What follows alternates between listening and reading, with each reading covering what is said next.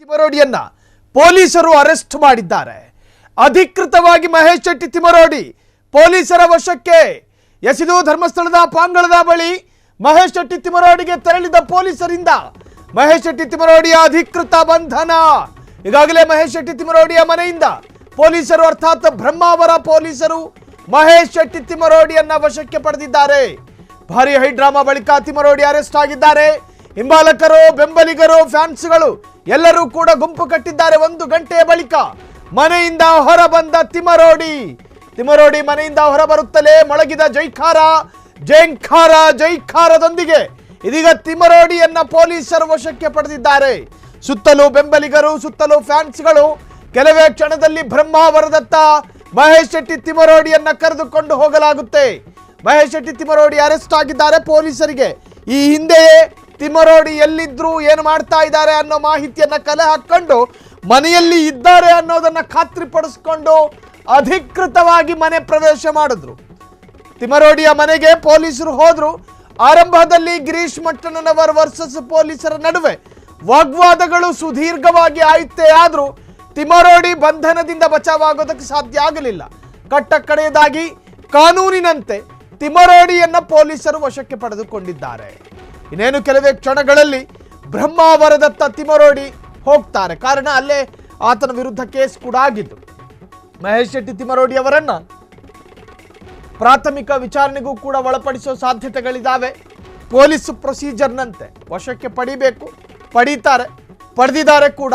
ತಿಮರೋಡಿಯನ್ನ ಬ್ರಹ್ಮಾವರದತ್ತ ಕರೆದುಕೊಂಡು ಹೋಗೋ ಸಾಧ್ಯತೆಗಳಿದ್ದಾವೆ. ಬ್ರಹ್ಮಾವರದತ್ತ ತಿಮರೋಡಿ ಮನೆಯಿಂದ ಹೊರಬರುತ್ತಲೇ ಮೊಳಗಿದ ಜೈಕಾರ. ಅದರ ಅಭಿಮಾನಿಗಳು ನೋಡಿ, ಸೆಲೆಬ್ರಿಟಿ ಅಭಿಮಾನಿಗಳು ಕೇವಲ ಸೆಲೆಬ್ರಿಟಿಗಳಿಗೆ, ದೊಡ್ಡ ಸ್ಟಾರ್ ನಟರಿಗೆ ಇರಬೇಕು ಅಂತೇನಲ್ಲ. ಸಾಮಾಜಿಕವಾಗಿ ಗುರುತಿಸಿಕೊಂಡವರಿಗೂ ಕೂಡ, ಹೋರಾಟದಲ್ಲಿ ಕಾಣಿಸಿಕೊಂಡವರಿಗೂ ಕೂಡ ಒಂದಷ್ಟು ಅಭಿಮಾನಿಗಳಿರ್ತಾರೆ. ಭಾವನೆಗೆ ಅಂದರೆ ಆ ಸಂದರ್ಭದಲ್ಲಿ ಎಮೋಷನಲ್ ಆಗಿರ್ತಾರೆ ಅಭಿಮಾನಿಗಳು.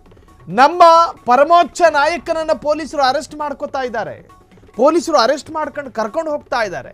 ಅದೊಂದು ಎಮೋಷನಲ್ಗೆ ಒಳಗಾಗಿ ಜೈಂಕಾರ ಅಲ್ಲಿ ಒಂದು ಸ್ವಲ್ಪ ಏನು ಮಹೇಶ್ ಶೆಟ್ಟಿಯ ಪರ ಘೋಷಣೆಗಳು ಮೊಳಗುತ್ತೆ.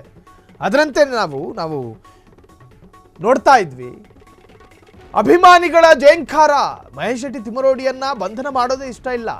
ಯಾಕೆ ಬಂಧನ ಮಾಡ್ತೀರಿ ಒಬ್ಬ ಹೋರಾಟಗಾರನ ಹೋರಾಟವನ್ನ ಹತ್ತಿಕ್ಕೋದಕ್ಕೆ ಪ್ರಯತ್ನ ಮಾಡಬೇಡಿ. ಪೊಲೀಸರಿಂದ ನಮ್ಮ ನ್ಯಾಯಯುತ ಹೋರಾಟ ನಿಲ್ಲಿಸೋದಕ್ಕೆ ಸಾಧ್ಯ ಇಲ್ಲ. ನಾನಾ ತರಹದ ಘೋಷಣೆಗಳು ಮೊಳಗಿದ್ವು. ನೀವು ಗಿರೀಶ್ ಮಟ್ಟಣ್ಣ ಆಗಲಿ, ತಿಮರೋಡಿ ಆಗಲಿ, ಇವರ ಬಂಧನದ ಮುಖಾಂತರವಾಗಿ ಹೋರಾಟವನ್ನು ಹತ್ತಿಕ್ಕೋದಕ್ಕೆ ಸಾಧ್ಯ ಆಗುತ್ತೆ ಅನ್ನೋದಾದ್ರೆ, ತಿಮರೋಡಿ ಜೊತೆಗೆ ಇರುವ ಗಿರೀಶ್ ಮಟ್ಟಣ್ಣ ಅವ್ರ ಜೊತೆನೆ ಹೋಗಿದ್ದಾರೆ. ಪೊಲೀಸರ ಕ್ರಮಕ್ಕೆ ಭಾರಿ ಆಕ್ರೋಶ ಸ್ಫೋಟಗೊಂಡಿದೆ. ಧಿಕ್ಕಾರ ಕೂಗುತ್ತಲೇ ಪೊಲೀಸ್ ವಾಹನ ಹತ್ತಿದ ಹೋರಾಟಗಾರರು. ಹತ್ತಿದ್ದಾರೆ. ಬ್ರಹ್ಮಾವರ ಪೊಲೀಸರಿಂದ ತಿಮರೋಡಿ ಕಡೆಯದಾಗಿ ಅರೆಸ್ಟ್ ಆಗಿದ್ದಾರೆ. ತಿಮರೋಡಿಯ ಜೊತೆಗೆ ಇರತಕ್ಕಂತಹ ಗಿರೀಶ್ ಮಟ್ಟಣ್ಣ. ಪೊಲೀಸರ ಕ್ರಮಕ್ಕೆ ಭಾರಿ ಆಕ್ರೋಶ ಸ್ಫೋಟ. ಪೊಲೀಸರು ಕರ್ತವ್ಯಕ್ಕೆ ಅಡ್ಡಿಪಡಿಸಬಾರ್ದು. ಪೊಲೀಸರು ಅರೆಸ್ಟ್ ಮಾಡೋದಕ್ಕೆ ಬಂದಿದ್ದಾರೆ. ದೂರೊಂದು ಹೋಗಿದೆ BL ಸಂತೋಷ್ ವಿರುದ್ಧ. ನೀವು ಅವಹೇಳನಕಾರಿಯಾಗಿ ಮಾತನಾಡಿದ್ರಿ ಅನ್ನುವಂಥ ಕಂಪ್ಲೇಂಟ್ ದಾಖಲಾಯಿತು. ಪೊಲೀಸರು ಅರೆಸ್ಟ್ ಮಾಡೋದಕ್ಕೆ ಬಂದಿದ್ದಾರೆ. ಇನ್ನು ಪೊಲೀಸರ ಕರ್ತವ್ಯಕ್ಕೆ ಯಾರು ಅಡ್ಡಿಪಡಿಸಬಾರ್ದು, ಕಾನೂನನ್ನು ಕೈಗೆತ್ಕೋಬಾರ್ದು. ನಿಮಗೆ ಆ ಹಕ್ಕು ಇಲ್ಲ, ಅಧಿಕಾರವೂ ಇಲ್ಲ. ಪೊಲೀಸರು ಕೆಲಸ ಮಾಡ್ತಾರೆ. ಬ್ರಹ್ಮಾವರಕ್ಕೆ ಕರ್ಕೊಂಡು ಹೋಗಿ ವಿಚಾರಣೆಗೆ ಒಳಪಡಿಸ್ತಾರೆ. ಅದಾದ ನಂತರ ಆರೋಪ ಸತ್ಯ ಆದರೆ ಸಂಬಂಧಪಟ್ಟ ಹಾಗೆ ಮೆಡಿಕಲ್ ಟೆಸ್ಟ್ ಎಲ್ಲ ಮಾಡಿ, FIR ಕೂಡ ಈಗಾಗಲೇ ದಾಖಲಾಗಿದೆ. ಮೆಡಿಕಲ್ ಟೆಸ್ಟ್ ಮಾಡಿ ನ್ಯಾಯಾಲಯಕ್ಕೆ ಒಪ್ಪಿಸ್ತಾರೆ. ನ್ಯಾಯಾಲಯ ಏನಾದರೂ ಜುಡಿಷಿಯಲ್ ಕಸ್ಟಡಿಗೆ ತೆಗೆದುಕೊಂಡ್ರೆ 14 ದಿನದ ನ್ಯಾಯಾಂಗ ಬಂಧನ ಆಗುತ್ತೆ. ಆ ನ್ಯಾಯಾಂಗ ಬಂಧನದ ಒಳಗಾಗಿ ಆರೋಪ ಸತ್ಯನೇ ಆಗಿದ್ದರೆ ನ್ಯಾಯಾಲಯ ಶಿಕ್ಷೆಯನ್ನು ವಿಧಿಸುತ್ತೆ. ಸೊ ಈಗ ಬೆಂಬಲಿಗರ ವಾದ ಏನು ಅಂತ ಕೇಳಿದ್ರೆ, ಮಹೇಶ್ ಶೆಟ್ಟಿ ತಿಮರೋಡಿಯ ವಿರುದ್ಧ ರಾಜಕೀಯ ಪ್ರೇರಿತವಾದಂತಹ ದೂರಿದು. ಇದು ಒಂದು ಷಡ್ಯಂತ್ರದ ಭಾಗ. ನಮ್ಮ ಹೋರಾಟವನ್ನು ಹತ್ತಿಕ್ಕೋದಕ್ಕೆ ನೀವು ಮಾಡಿರುವಂಥ ಪ್ರಯತ್ನ ನೋಡ್ರಿ. ಸದನದಲ್ಲಿ ಅಶ್ವಥ್ ನಾರಾಯಣ್ ಉಪಮುಖ್ಯಮಂತ್ರಿಯನ್ನ ತೇಜೋವಧೆ ಮಾಡ್ತಾರೆ. ಸದನದಲ್ಲಿ ಬಸನಗೌಡ ಪಾಟೀಲ್ ಯತ್ನಾಳ್ ಬಸನಗೌಡ, ಪಾಟೀಲ್ ಯತ್ನಾಳ್ ಮಹದೇವಪ್ಪನ ವಿರುದ್ಧ ಹರಿಹಾಯ್ತಾರೆ, ತೇಜೋವಧೆ ಮಾಡ್ತಾರೆ. ಅದರ ಅರ್ಥ ರಾಜಕಾರಣಿಗಳ ನಡುವೆ ನಿರಂತರವಾದ ತೇಜೋವಧೆಗಳಾಗ್ತಾ ಇರ್ತವೆ. ಆದರೆ ಸಾಮಾನ್ಯನೊಬ್ಬ ರಾಜಕಾರಣಿಯ ವಿರುದ್ಧ ಮಾತನಾಡುವ ಹಾಗಿಲ್ಲ, ಸಾಮಾನ್ಯನೊಬ್ಬ ಚುನಾಯಿತ ಪ್ರತಿನಿಧಿಯ ಬಗ್ಗೆ ಮಾತನಾಡುವ ಹಾಗಿಲ್ಲ. ಇದು ಯಾವ ಸೀಮೆ ನ್ಯಾಯ ಅಂತೇಳಿ ಬೆಂಬಲಿಗರು ಪೊಲೀಸರ ಜೊತೆ ಇವತ್ತು ಪ್ರಶ್ನೆ ಕೂಡ ಮಾಡ್ತಾ ಇದ್ರು.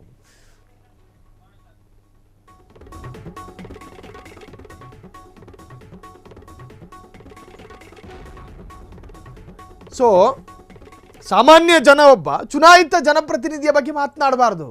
ಚುನಾಯಿತ ಜನಪ್ರತಿನಿಧಿಯ ಬಗ್ಗೆ ಮಾತನಾಡಿದರೆ ತೇಜೋವಧೆ, ಹಕ್ಕುಚ್ಯುತಿ. BL ಸಂತೋಷ್ ಬಗ್ಗೆ ಏನೇನು ಮಾತನಾಡಿದ್ರು ಅದನ್ನು ಸಮರ್ಥನೆ ಮಾಡಿಕೊಳ್ತಾ ಇಲ್ಲ ನಾನು. ಎಸಿ ಬಗ್ಗೆ ಒಂದಷ್ಟು ಅಪ್ಡೇಟ್ಸ್ ಲಭ್ಯವಾಗ್ತಾ ಇದೆ. ತಿಮರೋಡಿ ವಶಕ್ಕೆ ಪಡೆಯಲು ಬಂದಿದ್ದು ಎಷ್ಟು ಪೊಲೀಸ್ ವಾಹನ ಗೊತ್ತಾ? ಮಹೇಶ್ ಶೆಟ್ಟಿ ತಿಮರೋಡಿಯನ್ನು ಅರೆಸ್ಟ್ ಮಾಡೋದಕ್ಕೆ ಬಂದಿರೋದು.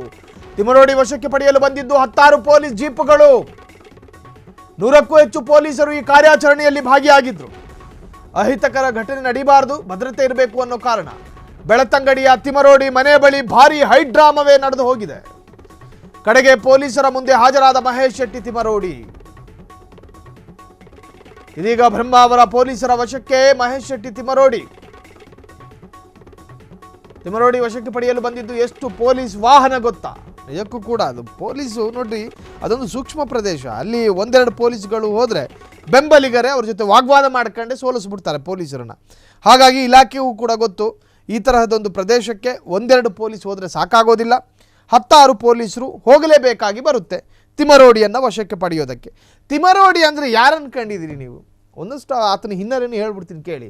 ಒಂದು ಕಾಲದ ಮಂಗಳೂರಿನಲ್ಲಿ ಬೆಳತಂಗಡಿಯ ಹೆದ್ದಾರಿಯ ಮಧ್ಯೆ ನಿಂತುಕೊಂಡು ಒಂದು ಕರೆ ಕೊಟ್ಟರೆ ಸಾಕು 5,000 ಹಿಂದೂ ಕಾರ್ಯಕರ್ತರು ಓಡೋಡ್ಕೊಂಡು ಬರ್ತಾ ಇದ್ರು. 1992ರ ನಂತರದ ತಿಮರೋಡಿಯ ಏನು ಶಕ್ತಿ ಇದೆಯಲ್ಲ, ಹಂತ ಹಂತವಾಗಿ ಕುಸಿಯೋದಕ್ಕೆ ಶುರುವಾಯಿತು.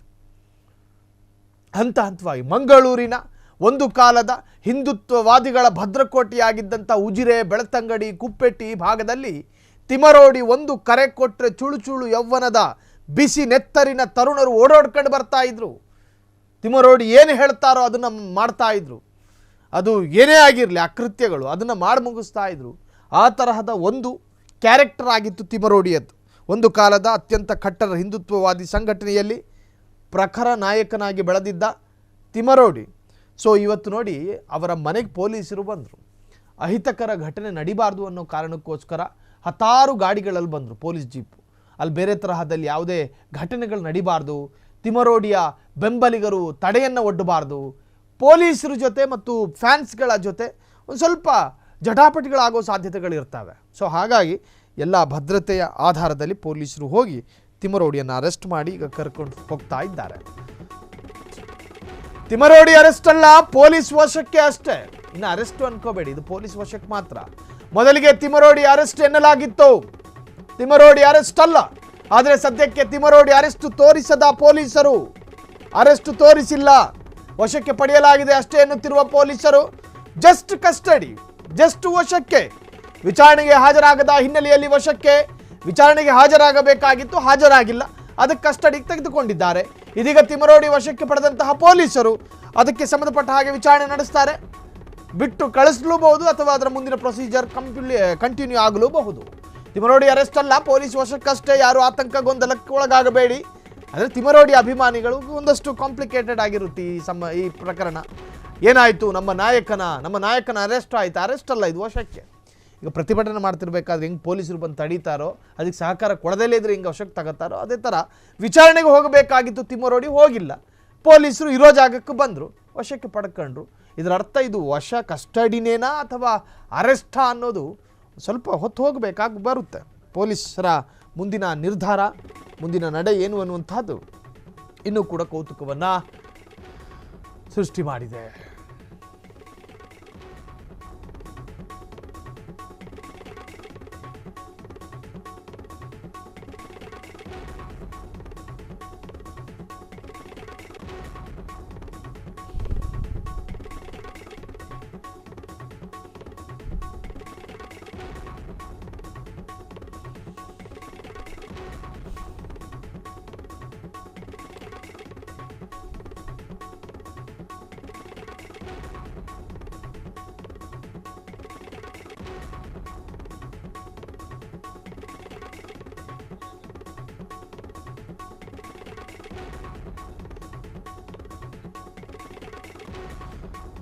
ತಿಮರೋಡಿಯ ಮನೆ ಮುಂದೆ ಪೊಲೀಸರು ಜಮಾವಣೆ ಆಗ್ತಾ ಇದ್ದಾಗೆ ಏನಿದು ತಿಮರೋಡಿ ವಿರುದ್ಧದ ಪ್ರಕರಣ, ಏನಿದು ತಿಮರೋಡಿ ವಿರುದ್ಧದ ಕೇಸ್?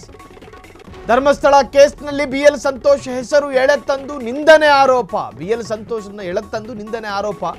ಸಮಾಜದಲ್ಲಿ ದ್ವೇಷ ಭಾವನೆ ಉಂಟು ಮಾಡಿದ ಆರೋಪದ ಮೇಲೆ ಕೇಸು. ತಿಮರೋಡಿ ಜೊತೆಗೆ ಉಡುಪಿಯ ಶರತ್ ಶೆಟ್ಟಿ ವಿರುದ್ಧವೂ ಕೂಡ ದೂರು ದಾಖಲು. ದೂರು ನೀಡಿದ್ದ ಉಡುಪಿ ಜಿಲ್ಲಾ ಗ್ರಾಮಾಂತರ ಬಿಜೆಪಿ ಅಧ್ಯಕ್ಷ ರಾಜೀವ್ ಕುಲಾಲ್.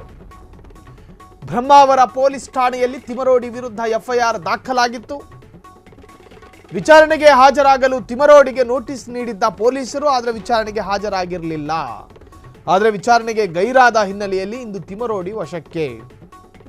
ಸಿಂಪಲ್. ತಿಮರೋಡಿ BL ಸಂತೋಷ್ ವಿರುದ್ಧ ಮಾತನಾಡಿದ್ದು, ಹಾಗೆ BL ಸಂತೋಷ್ ಅಭಿಮಾನಿನೋ ಅಥವಾ ಬಿಜೆಪಿ ಕಾರ್ಯಕರ್ತನು ಕುಲಾಲು ಕಂಪ್ಲೇಂಟ್ ಕೊಟ್ಟಿದ್ದ.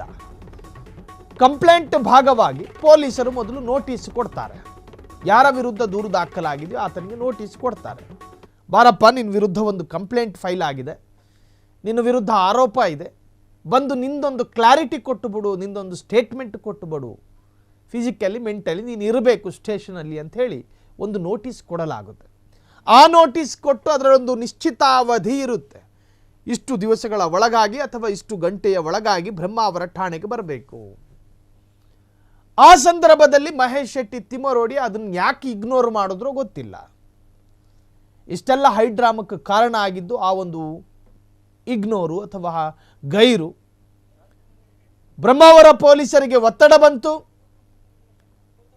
ಅಲ್ಲಿಂದ ಸೀದಾ ಮಹೇಶ್ ಶೆಟ್ಟಿ ತಿಮರೋಡಿಗೆ ಬಂದರು. ಒಬ್ಬಿಬ್ಬರು ಪೊಲೀಸರು ಬಂದರೆ ವಶಕ್ಕೆ ಪಡೆಯೋದಕ್ಕೆ ಕಷ್ಟ. ಹತ್ತಾರು ವಾಹನಗಳಲ್ಲಿ ಮಹೇಶ್ ಶೆಟ್ಟಿ ತಿಮರೋಡಿ ಮನೆಗೆ ಬರಲಾಯಿತು. ಬಂದು ಕ್ಷಣ ಕ್ಷಣದ ಸುದ್ದಿಗಳಿಗಾಗಿ ಫ್ರೀಡಂ ಟಿವಿ ಸಬ್ಸ್ಕ್ರೈಬ್ ಮಾಡಿ, ಲೈಕ್ ಮಾಡಿ ಹಾಗೂ ಫಾಲೋ ಮಾಡಿ. ಹೊಸ ಸುದ್ದಿಗಳ ನೋಟಿಫಿಕೇಶನ್ಗಾಗಿ ಬೆಲ್ ಐಕಾನ್ ಮೇಲೆ ಕ್ಲಿಕ್ ಮಾಡಿ.